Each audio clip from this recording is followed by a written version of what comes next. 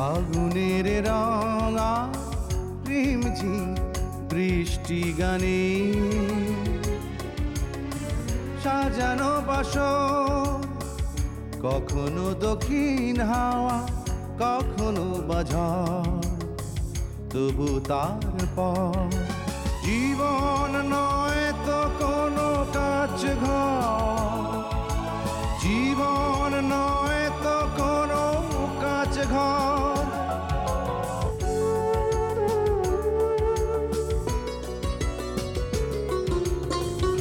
সুখ দুঃখ হাসি গান আনন্দ বেদনা,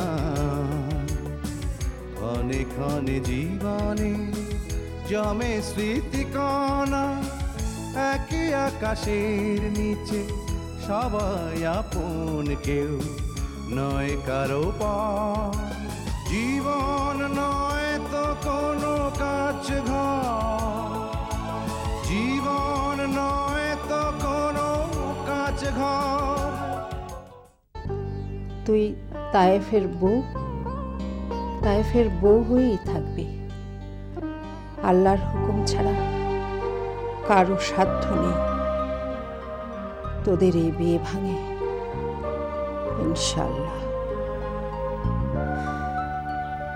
দাদি আম্মা, তুমি কথাগুলো ঠিক বলেছ, কিন্তু কিন্তু তাইফ কি রুকসারকে ছেড়ে আমার সন্তানকে, আমাকে গ্রহণ করবে? তোমার চোখ কাকে খুঁজছে? ওই জায়নাব, নিপুণ, ওরা কোথায়? জায়নাব গেছে ক্লাসে, নিপুণ গেছে কোচিংয়ে, আর তোমার ফুপু আম্মা ফেস প্যাক লাগিয়ে শুয়ে আছে। বাকি রইল দুইজন, কাশফিয়া আর রুকসার। বলো, কাকে তোমার দরকার? তোমাকে দরকার শাহজাদি। আমি কখন থেকে তোমার সামনে দাঁড়িয়ে আছি, আর তুমি আমাকে দেখতে পাচ্ছ না? না না, এ অসম্ভব। কাশফিয়ার গর্ভে পুত্র সন্তান, আই মিন জাহান খান ফ্যামিলির ভবিষ্যৎ। তাহলে তো কাশফিয়া শায়েস্তা জাহান খানের চোখের মনি হবে, সেই তো সমস্ত সম্পত্তির মালিক হবে। আর আমার মেয়ে লবরঙ্গা, তার মানে কেকে গ্রুপের আমরাও কেউ না। হসপিটাল থেকে যে মেসেজ আমার কাছে এসছে তাতে আল্ট্রাসোনোগ্রামে কাশফিয়ার পুত্র সন্তানের আগাম সংবাদ আমি পেয়েছি।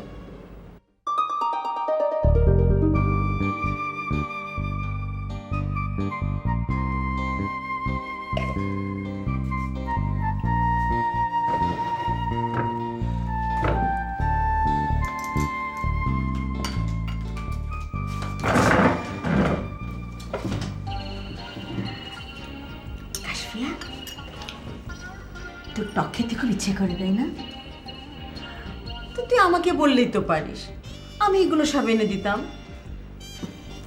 এই, আর কিছু তোর খেতে ইচ্ছে করে বল না। না না, আর কিছু খেতে ইচ্ছে করে না। জানিস কাশফিয়া, সারা রাত ঘুম আসে না আমার, ছটফট করতে থাকি।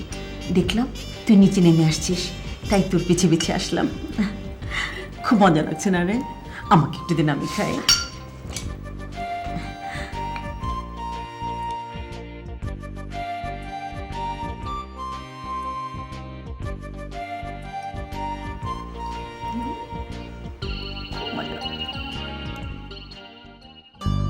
ম্যাডাম, প্ল্যান যে এভাবে ফেল করবে আমি ভাবতেই পারছি না।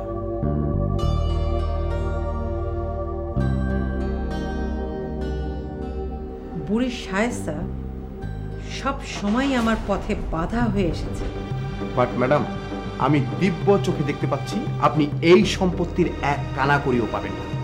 যতই আপনি বলুন না কেন যে আপনি রুকসার ম্যাডামের মা, আফজাল সাহেবের স্ত্রী, যতই আপনি বলুন যে আপনাদের ডিভোর্স হয়নি, কোনো লাভ হবে না। সময় বলে দেবে আমি কে কে গ্রুপের শেয়ার পাবো কিনা। আপনার ওগুলো নিয়ে চিন্তা করতে হবে না, আপনার পেমেন্ট আপনি ঠিকঠাক পাবেন। শুধু কে কে গ্রুপের ইনফরমেশনগুলো আপনি ঠিকঠাক দিয়ে যাবেন। এর শেষ আমাকে দেখতেই হবে। ম্যাডাম, আমি থাকতে আপনার কোনো ভরসাই নেই। সরি, মানে আমি বলতে চাচ্ছি আমি থাকতে আপনি সব মেসেজ কেকে গ্রুপের পেয়ে যাবেন। Madam, let's hope for the best.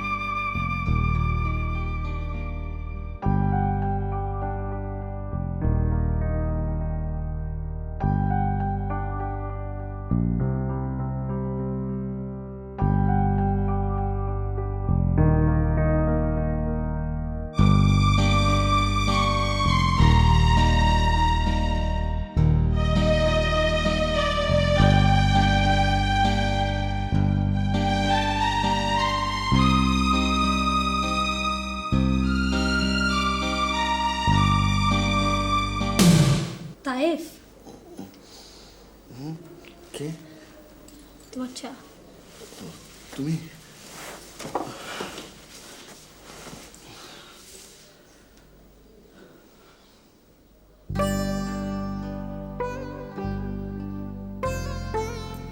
Taif, তুমি যদি তোমার বিছানা রেখে সোফায় ঘুমাও, আমার এটা ভালো লাগছে না। তুমি বরঞ্চ তোমার খাটে শো, আমি না হয় কাল থেকে সোফা শুবো। না না, আমার একটু সময়ের দরকার।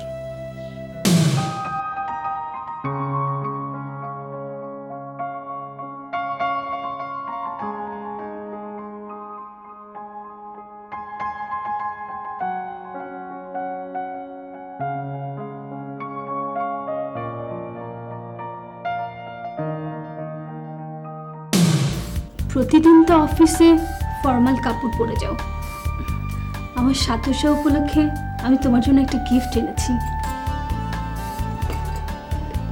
আমি চাই আজ তুমি এই শার্টটা পরো। ভেরি নাইস, আমি পড়বো। Thank you.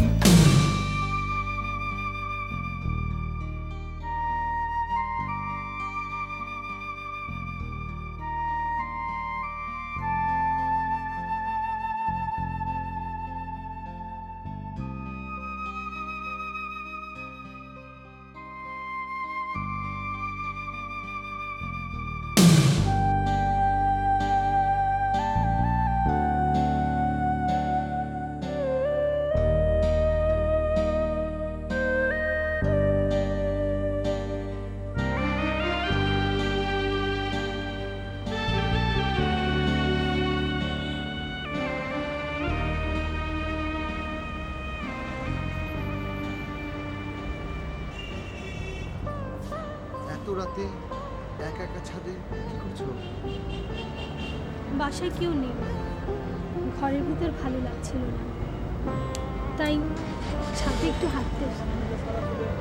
প্রেগনেন্ট মহিলারা একা একা ছাদে ঘুরে বেড়ানো একদম ঠিক না। তুমি কখন এলে? এই তো কিছুক্ষণ হলো। কে কুইট খুলে? কাজের মেয়ে।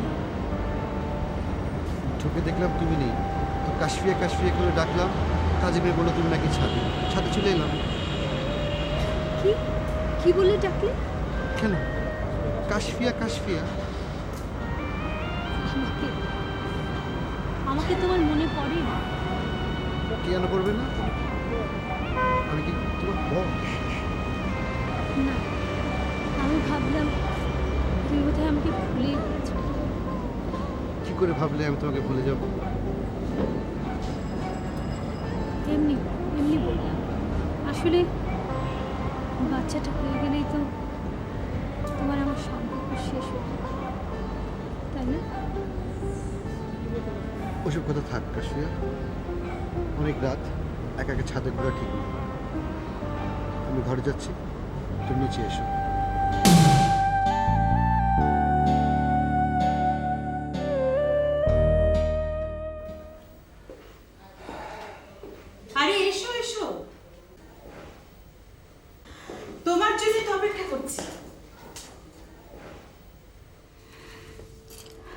এদিকে ড্রামাটা তো বেশ জমে উঠেছে।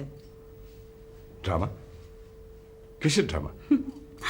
ড্রামা বুঝলি না? তায়েফ আর কাশফিয়ার বিয়ের ড্রামা। সেটা তো সেই কবেই হয়েছে। সেটাই তো বলছি, যেদিন তায়েফের সঙ্গে কাশফিয়ার বিয়ে হলো সেদিন থেকেই তো শুরু হলো ড্রামাটা।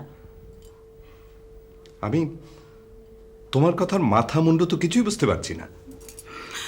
তুমি কোনোদিন আমার কথার অর্থ বুঝতে পারোনি, আর পারবেও না। তাইফের সাথে কাশফিয়ার বিয়েটা যদি না হতো তাহলে তো সব কিছু কেমন পানসে হয়ে যেত, তাই না? কোনো ক্লাইম্যাক্সই থাকতো না। রুকসারের সাথে তাইফের বাল্যপ্রেমের ব্যাপারটাও চাপা পড়ে যেত,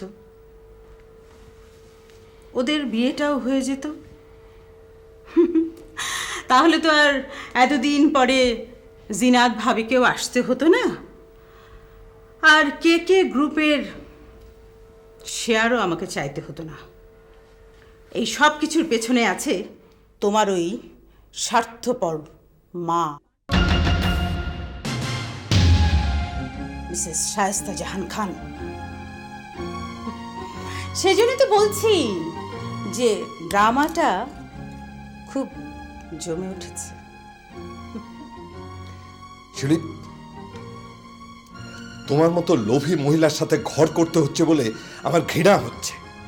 দেখো, তুমি আমাকে স্বার্থপর বলো আর লোভী বলো, যাই বলো না কেন, আমি যা যা করছি সব বুঝে শুনেই করছি। কে কে গ্রুপের এমডির মা হিসেবে আমাকে সব কিছু বুঝে নিতে হবে না? আর তুমি নিশ্চয়ই এটা শুনেছ যে কাশফিয়ার গর্ভে যে সন্তান এসেছে সে একটি পুরুষ সন্তান।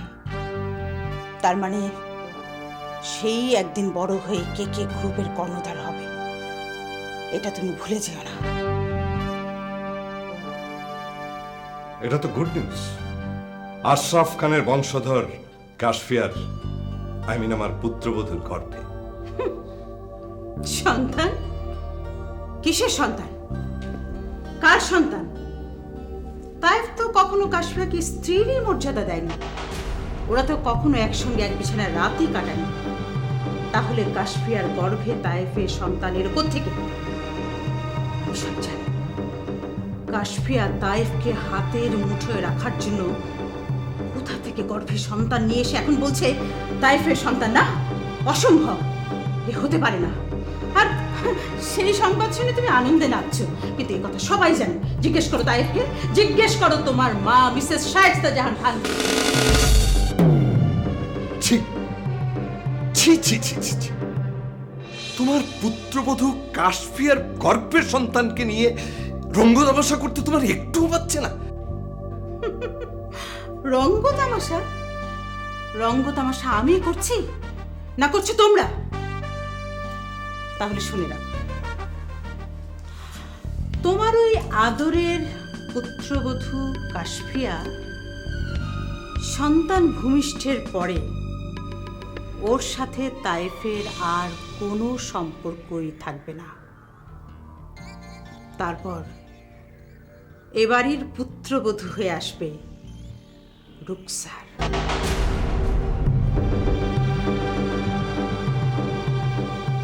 তুমি সেই আনন্দেই থাকো।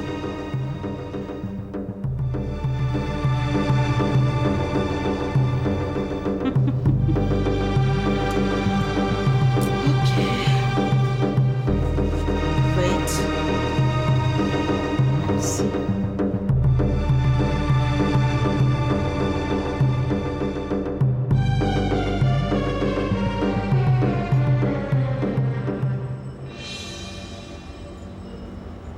কি করছো ভাইয়া? অফিসের কয়েকটি ফাইল দেখছিলাম। ভাইয়া, আমি জানি তোমার ব্যক্তিগত ব্যাপার নিয়ে কথা বলা উচিত না, কিন্তু না বলেও পারছি না, কারণ তুমি আমার ভাই। কি বলতে চাও বলো? না মানে, তুমি যে কাজটা করছো সেটা কি ঠিক? কোন কাজ? দাদি কাশফি আপুকে ও বাড়িতে রেখে দিলেন, ভালো কথা, কিন্তু কেন দাদি ও বাড়িতে রেখে দিলেন? কারণ কাশফি আপুকে এ বাড়িতে দেখার মতো কেউ ছিল না, তুমিও তাকে সময় দাওনি।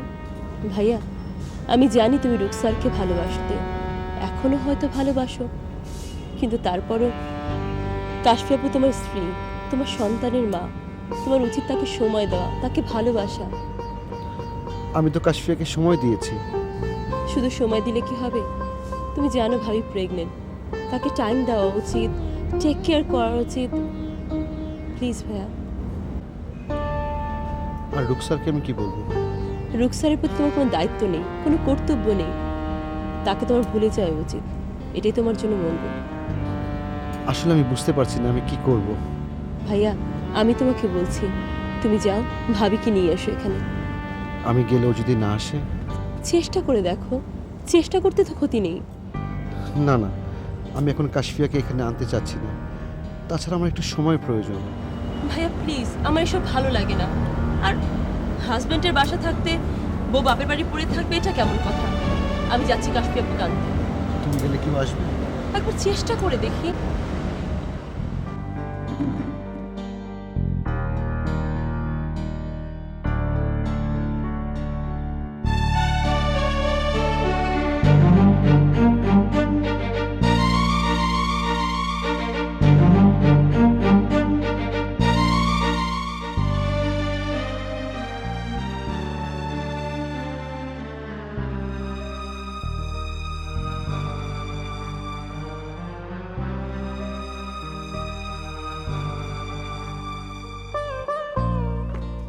নওশিন, এত রাতে? তুমি আমার সাথে চলো কাশফি আপু। কি কথা বলছো না কেন? তুমি চলে আসার পর থেকে আমার আর কিচ্ছু ভালো লাগছে না, তুমি আমার সাথে চলো প্লিজ।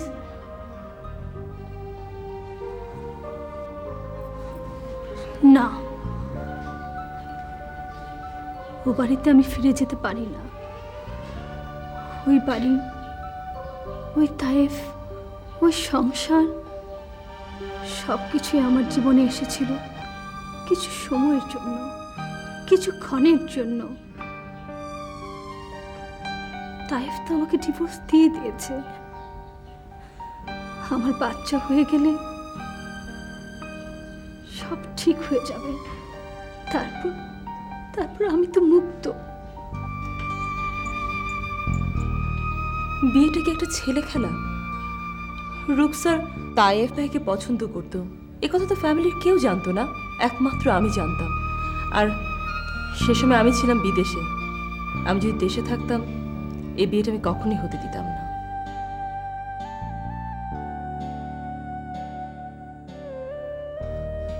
নওশিন, অনেক রাত হয়েছে, তুমি এখন বাসায় চলে যাও। কাশফি আপু, তুমি আমার সাথে চলো। তা সম্ভব না। কেন সম্ভব না? রুকসার ভাইয়াকে ভালোবাসে তাই বলে তোমার জীবন নষ্ট হবে? তোমার জীবন, তোমার সন্তানের ভবিষ্যৎ এভাবে নষ্ট হতে পারে না। মানুষ জীবনে যা চায় তাই কি পায়? অনেকে অনেক কিছু পায়, আবার অনেকে অনেক কিছু হারায়। আমি আমার জীবনে অনেক কিছু পেয়েও হারিয়ে ফেলেছি।